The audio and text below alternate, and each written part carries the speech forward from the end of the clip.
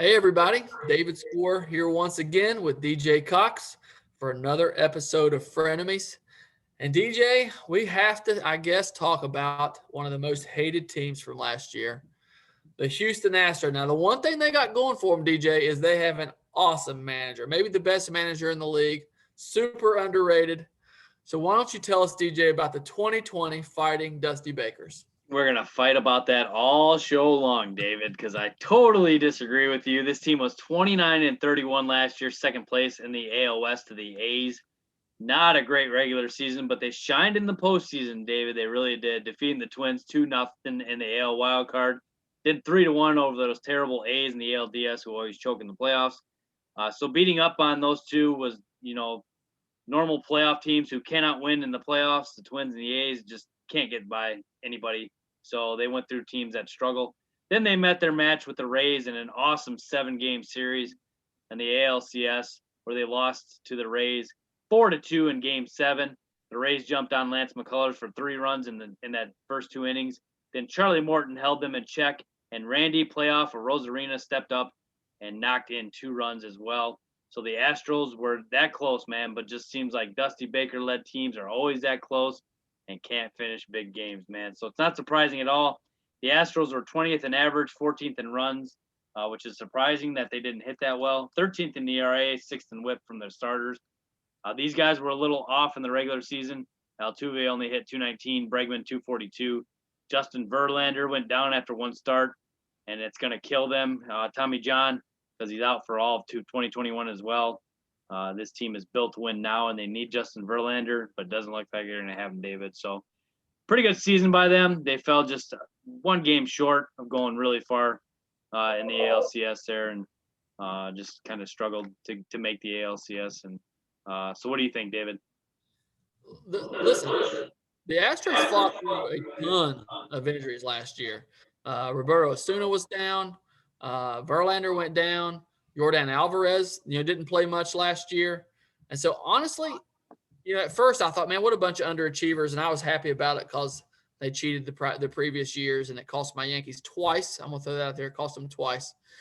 But after looking at it, just with a little less Yankee-colored goggles, man, seriously, they really endured a lot of injuries and fought through. And so the fact that they went so deep in the playoffs, I gave them no hope of doing that. I was pretty convinced that when they quit cheating, it was going to be hard for them to win. But they had some guys really step up that I think is going to help them this year.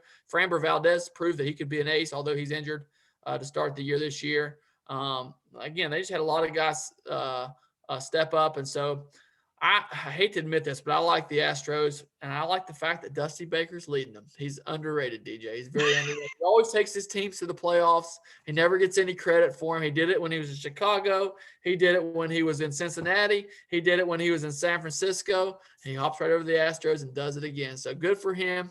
Washington, I miss Washington and all that, didn't I? So anyway, he's a great manager. So, DJ, interesting offseason for the Astros as well. Tell us what they did in the offseason. Jason Castro, catcher from the Padres, came over.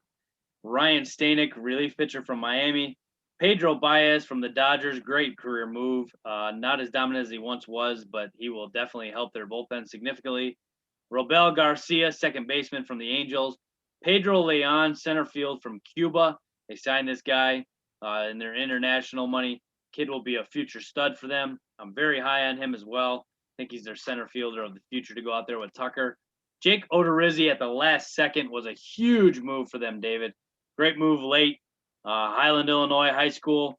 Comes over to the Astros. I thought he was going to sign with the Cardinals, but the Astros stole him last second, David. Pretty good additions on these guys. I liked it to go with the powerhouse team that they are. They had to kind of counter the move of Verlander going down. I think they did a pretty good job of that. What'd you think of the additions? Yeah, I thought a really smart move getting Odorizzi, like you said. And right now, a few games into the season, he's still in the minors. They're still building him up. And the Astros rotation is still okay. So they got a lot of good young pitching. Again, a lot of guys stepped up last year after those injuries. The one thing I will say about the Astros, I did not understand. They really didn't try to replace George Springer, and that one's going to hurt. They brought Brantley back, which was good. He was already on the team last year. but they didn't really try to do anything to replace Springer. So that's the one thing I'll say about their offseason. I have to give them a C for last year. It was just an average offseason. And again, they didn't try to replace Springer. So in addition to Springer, what else did they lose? Josh Reddick is a free agent still, which is hard to believe, David. I don't know what's up with that. Jack Mayfield to the Angels, Dustin Garneau to the Tigers, Cy Sheed is a free agent, Humberto Castillo to the Diamondbacks, Brandon Bailey to the Reds, Chase DeYoung to the Pirates, Joe Bigging is a Cubs minor leaguer, Roberto Ozuna free agent, Chris Davinsky bullpen guy to the D-backs, Brad Peacock is also a free agent, and Carlos Sanabria to the Royals. So Springer is the key guy there. That guy's awesome. Blue Jays stole him. What a great signing that was. They're going to miss him, no doubt, but I think the guy that I just mentioned, Pedro Leon, is his predecessor. He's just not quite ready yet. So, like you said, man, they're kind of struggling there until Leon's ready, no doubt, and they're just kind of trying to get by with Miles Straw. So we'll see how that works out, no doubt. Yeah, I agree. So run down that lineup, TJ. Sure. Jose Altuve, second base, 5 bombs, 18 ribbies. He only batted 219 last year, 286 on base. Struggled mightily. Michael Brantley is in left, 5 bombs, 22 ribbies, 300 batting average, 364. Solid year from him. Good keep on their part as well. Alex Bregman, third baseman, 6 bombs, 22 ribbies, 242, 350 on base. Very low average for him. He's normally hitting better than that. Carlos Correa is a shortstop, 5 bombs, 25 ribbies, 264 batting average, 326 on base. Yordan Alvarez, DH, 1 bomb, 4 ribbies, 250, 333 on base last year and only 2 games played. He went down early. Yuli Gurriel is a first baseman, 6 bombs, 22 ribbies, 232, 274 on base. Kyle Tucker is in right field, 9 bombs, 42 ribbies last year. Outstanding RBI production, 268, 325 on base. Miles Straw, center field, 0 bombs, 8 ribbies, 207, 244. Martin Maldonado, catcher, 6 bombs, 24 ribbies, 215, 350 on base. You got Jason Castro, Chase McCormick on the bench for these Astros. I love the lineup. I think they're loaded still, even though the loss of Springer hurts and Miles Straw is not really there as a center fielder. This team is deep, David, and they're loaded in that offense. I think these guys will bounce back. I think they're all offensively going to take a turn for the better. They're just too good at hitters, too good a team to not be falling down on their faces. This team's loaded, man, and their offense it starts with. What do you think? Yeah, man, I totally agree. Their 1 through 6 is as good as anybody's 1 through 6. Yeah. And so, yeah, I totally agree with you. I really like this lineup. It's multifaceted. They got guys who can do different things. You know, Bregman's a superstar. Alvarez appears to be a superstar if he can stay healthy. Correa, I think, at least a star, you could say. Altuve's been a superstar. So, man, their 1 through 6 is unbelievable. And honestly, DJ, as much as I like their lineup, I like the rotation too. So run down those options real quick. Zach Greinke, 3-3, 393, 56 Ks, 55 innings is the ace. Lance McCullers Jr. got a huge contract recently, 3-3, 393, 56 Ks, 55 innings. Jake Odorizzi, 0-1, 659, 12 Ks, 13.2 innings. Very limited action last year. Jose Urquidy, 1-1, 273, 17 Ks, 29.2 innings pitched. Christian Javier, 5-2, 348, 54 Ks and 54 innings pitched. Framber Valdez is also in there, 5-3, 357, 76 Ks and 70 innings. And then you got Verlander, who's probably out for the whole year. And Brandon Bilek is also mentioned, 3-3, 675, 26 Ks and 32 innings. So they got some options there. I like it. Queedy and Valdez are 2 guys I didn't know much about going into last year, but they impressed me a lot. They're both going to be solid to go with Greinke and McCullers, who I think are really solid at the top there. I like it a lot, man. And once Odorizzi's ready to go, these guys are tough, man. I really like this rotation. What do you think? Yeah, I agree. Framber Valdez was a stud down the stretch, man. He was awesome in the playoffs. If they can get him back, to that strength, again, their 1 through 3 is as good as anybody in baseball. And how awesome is Zach Greinke? Now, again, we're 4 or 5 games in. His game 1, I watched a lot of it. Man, amazing. He can move the ball in and out. he's still got killer stuff. He's only throwing like 88 miles an hour most of the time at the top end. A lot of times like at 85. But the dude knows how to pitch. And surefire Hall of Famer in my book. I think it's inarguable that he should be in the Hall of Fame. And like I said, McCullers, then Framber Valdez, and you got Odorizzi, who would be like a 4. I mean, great rotation. And then their bullpen, man. Presley stepped right up when Osuna went down last year and was awesome. And I went and looked, today at the guys that because they lost several guys out of that bullpen, but the guys that they got back there now, Pedro Baez, as you mentioned, he's been a good setup man. Josh James looked good down the stretch last year. Yeah. So I'm telling you, man, I really like this team. It pains me to admit it, but I really like this team. So DJ, what's a prospect? Who's a prospect that could help this year? I got Pedro Leon. I've already talked about him, the center fielder. He's 22 years old. He's a righty. He's got a 2022 ETA, but I don't believe it. I think he's coming up this year. I think it's time to bring him up. I think he's ready. Miles Straw is not going to lead them to anything particular. So if he can come in and he starts swinging at the major leagues and he does well, he's one of those guys that can come up and help them a lot down the stretch. He's 5'10", 170. He's a Cuban who is a rapid mover to the big leagues. He got a $4 million signing bonus from the Astros. We may see him quick, David. We may see him this year. If not, he's ready to go next year for sure. They're trying to play Miles Straw out there. I don't think that's going to work very well. So we'll see what happens, but he's the guy to keep an eye on, no doubt, for this team. What do you think, David? Yeah, hey, to be honest with you, so that is super cool, man. I love when those guys move fast like that, and so that's going to be interesting. That's definitely a name I'm going to keep an eye on because, like you said, there's already a hole there for him to fill. So yep. We'll see if a lot of times those, like you said, those Cuban guys are fast movers. So we'll see how that pans out. The guy that I want to talk about today is Jeremy Pena, and he is the son of Geronimo Pena. I don't know if you remember him or not. Oh, nice. Yeah, and so he was a third-round pick in 20. Let's see here, I missed it. Not 2021, obviously. He was a third-round pick in 2018. I'm sorry. And the thing that I think is interesting about him is the Astros have a potential hole there next year, but not this year, but next year.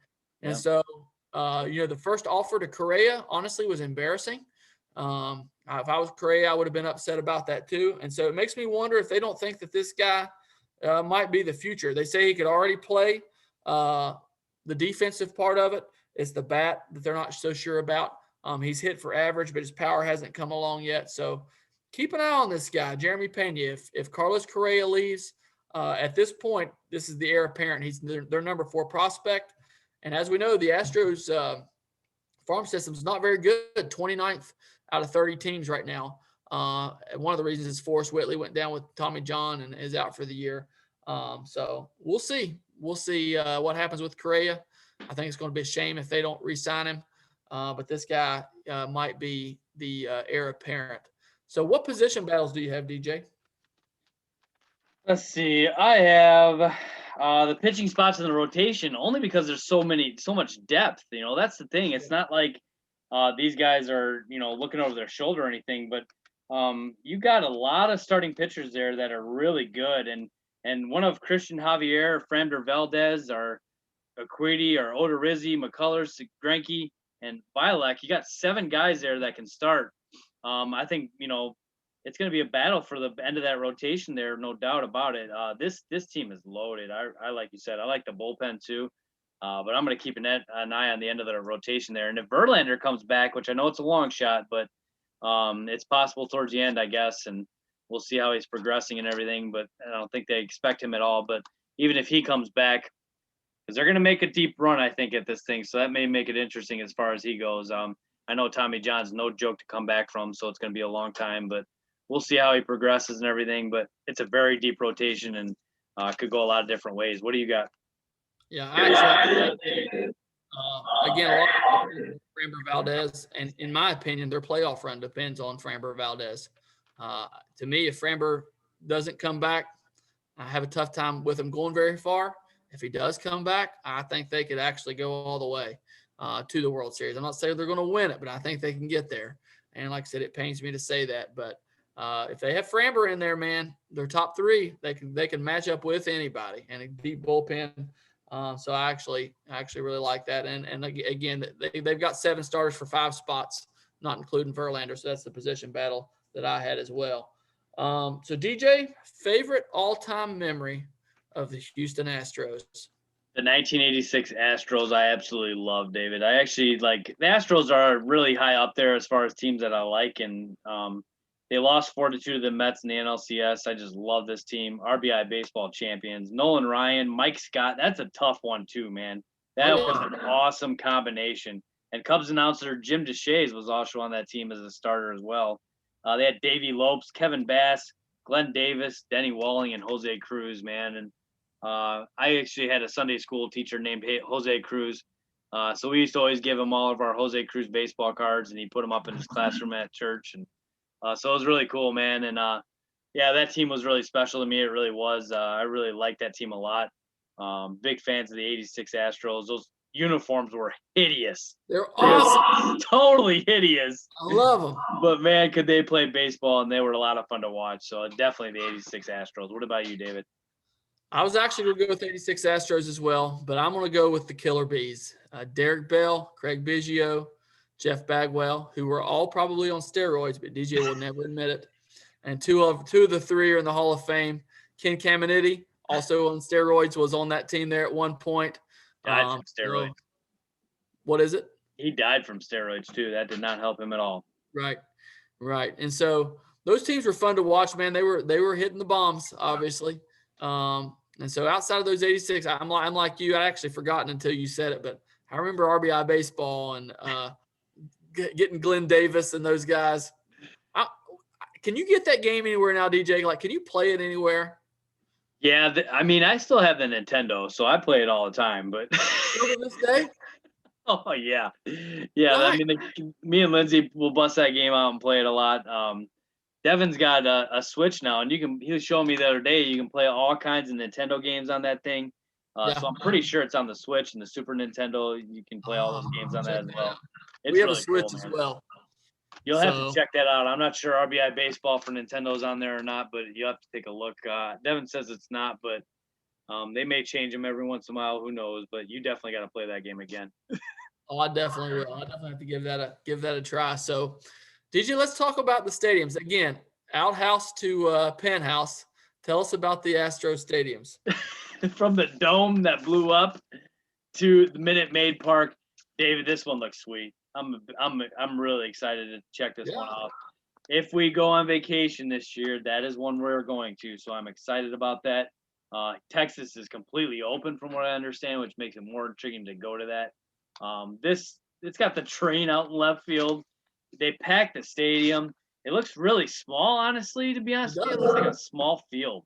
That doesn't look like there's many stands there for some reason. I don't know if that's deceiving or not. It's a really unique design. Very short portion left with a high wall. I love it, man. I'm a big fan of it. I really am excited to go to this one. I think of, Globe Life Field for the Rangers and Minute Maid, the Astros. It's going to be a lot of fun if we can make it down there for sure. That's going to be a blast. I think it's going to be awesome. What do you think, David? Yeah, man. I always thought it was super cool. I like the fact that they have the hill in center field. I think it's pretty sweet. Nobody does stuff like that anymore. And DJ, if I'm not mistaken, didn't Engel have the hill in center field? Now, they ended up cutting that out, though, like midway through our time there, correct? Yeah, when we put that fence up in left field, that went away. But I'll tell you what, David, there were some balls out there that I was running up on the it wasn't because somebody hit it from home plate, because that was a gigantic shot, like 500 feet to be out to that hill. But we were doing some drills, and somebody was hitting fungos from maybe the edge of the outfield there, and you'd go up that hill. It's like your legs don't know what to do, man. It's like, what am I doing right now? You're going up a hill to catch a ball or like field a ball. It was weird, man, but we did have one in Engel, no doubt, that factored in the first few years that I was there. Nobody could ever hit it out there. That was a gigantic shot, but it was a pretty cool feature out there, no doubt. Yeah. DJ, quick, simple question. I really cannot remember that many home runs getting hit at Engel. Do you? I remember one moonshot that Ben Foster hit to right field. I remember that pretty vividly. I remember also in right field, West Georgia's big stud that they had hit a couple out there. But honestly, like in 4 years at Ingle, I can maybe remember like 5 home runs. Do you remember that many? About that, yeah. I hit a couple there. I'm not gonna lie to you. I pulled a couple to left field there. That was really cool to hit one at home. I know for sure Ben hit a couple. If I'm not mistaken, Josh put one over too, Josh Hill. And I don't know, like, Josh Hill hit a home run there? I believe he did. Yep. I'm not mistaken. I That think surprises me. yeah, I would say he did. I would say, to be honest with you, maybe Howard had one. But not many, man. It's not an easy stadium to hit a bomb on, especially in right field. I mean, for those guys with that wall out there in right field. Yeah. Of all the guys that I would have thought hit a home run, and this is not a slam on Josh Hill, it's just not the type of player he was. He was Yep. more of a gaps guy, so it really shocks me that he hit one. I just honestly just didn't remember it. So, of course, we can't talk to him about it because he's too big of a wuss. I'm just gonna throw that out there. So, all right, DJ, it's trivia time, and I got a good one for you. Yes. What Astros pitcher was the first pitcher in Major League history to go a perfect 15-0 at home? Oh my goodness. Wow. 15-0 at home. You're going to love this. Oh man. That is crazy good. Let me go Mike Scott. How about my boy, number 2 starter for the best team in the AL, maybe in the whole league, Dallas Keuchel. 15-0, 2017 at home, and now he's going to the playoffs with the White Sox. I think it's just awesome. Yeah, the 1-3 White Sox. Woohoo! It's going to happen, DJ. It's going to happen this year. Yeah. Not every team gets to play the Pirates, DJ. I can't wait for the Angels podcast, by the way. Whatever. Stinking White Sox. All right, David. So give me the top 10 all-time home runs in an Astros uniform. Oh, man. Bergman. Bagwell. Number 1. I feel like because he played there forever, maybe Biggio might be in there too. Number 3. Is Derek Bell on the list? Ooh, no, he's not, but that's a good guess. Ken Caminiti. He's also not on there. He played with the Padres a little too long. Richard Hidalgo. Yes, number 10. Carlos Beltran. Nope, but that's a good guess too. He wasn't there long enough either. Nope. How about my boy Glenn Davis? He got mentioned in the podcast here. Yes, sir. Number 6. Let's see here. Hunter Pence. Ooh, that's a really good guess, but no, he's not on there. That's kind of surprising, actually. Man. I feel like if I sit here long enough, I could figure it out, but it might take us like a couple hours. Give me some hints. All right, so one of them is very recent, but no longer on the team. Very recent, but no longer on the team. Oh, George Springer. Number 5, yep. Jim Wynn is number 4. I'm going to punt on that one and say you weren't going to get that. Number 7 is Cesar Cedeno, who's also a very underrated player for the Astros. Bob Watson is 8. And number 9 is on that 86 team. I mentioned him with Glenn Davis. I talked about him a little bit. Bass. Not Bass. Hold on. Jose Cruz. You got it. That's it. There's your 10. That's nice. Pretty good, man. I wouldn't have gotten those, just to be honest about it. For some reason, I was thinking there was a catcher that should have been in there, and I couldn't think of who it was. And anyway, I wouldn't have got those. The only bad one I think that you missed was Springer. The rest of those were tough. Yeah. Well, awesome. So, DJ, I guess this winds down our show. We got to make some predictions here. I've kind of let my cat out of the bag. What do you say? That surprises me, by the way, a little bit, but I get it. AL West champions, no doubt. They are the 2 seed in the playoffs and win the NLDS over the Twins. They then defeat the Yankees in the ALCS and reach the World Series where they lose to the Braves in the World Series. I love this team. I think that their pitching did enough. They did enough to get, the loss of Verlander. I totally expect a Braves and Astros World Series this year. I'm sticking by that, and I'm going Braves over the Astros because we already talked about it. So crazy to think that, but they're going to lose because Dusty Baker's their manager, which is part of their weakness. If they got one advantage, that's it. They've got a seasoned manager. He can take them all the way. What do you think, David? Yeah, I'm gonna if Framber is healthy, I'm putting them in the World Series. Wow. To the Dodgers. But when I think through the teams, man, in the AL, I just can't come up with a reason that anybody's better than they are. I'm serious. The Yankees, I agree. They don't have enough pitching. The White Sox might be a little bit too young at this point. I know that's kind of crazy to say, but they've got some pieces, but I just don't know that it's all there yet to be a World Series team.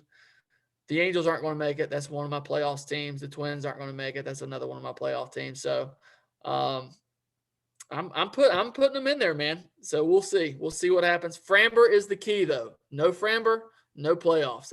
No World Series. That's how I want to put it. They'll still win the division with no Framber. And that division really kind of took a step back, man, with the A's. And I watched the Angels. Shohei looks like he could make it interesting. So I'm starting to believe a little bit in the Angels more than I did. It's just going to depend. Did you see that bomb he hit yesterday, DJ? Yeah. Moon shot, man. Moon shot. And then he comes out there and he's throwing 100.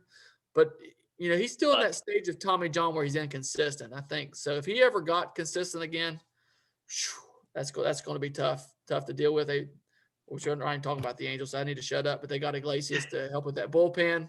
We know what kind of lineup that they have the potential to have. So Angels are interesting too. So yes, it's about time you admitted it. Making fun of me last year so much. I was just a year off. That's all. You were way off. Didn't the Angels get last place last year? Weren't they in last? DJ, remind me. No, they weren't last. Maybe fourth. They didn't finish in the cellar. I'm pretty sure they were in last. But I want Trout in the playoffs. I'm actually pulling for the Angels a little bit. I want Trout to make the playoffs. Yep. So we'll see what happens. But all right, DJ, we've ended perfectly on time. National championship game is coming on. So Gonzaga, I hate to admit it's going to win that game. I agree. They play great team basketball. They know how to move without the ball. And it's fun to watch. So looking forward to a good game. But I guess that's it for us tonight. And we'll see you guys next time. Have a great night, everybody.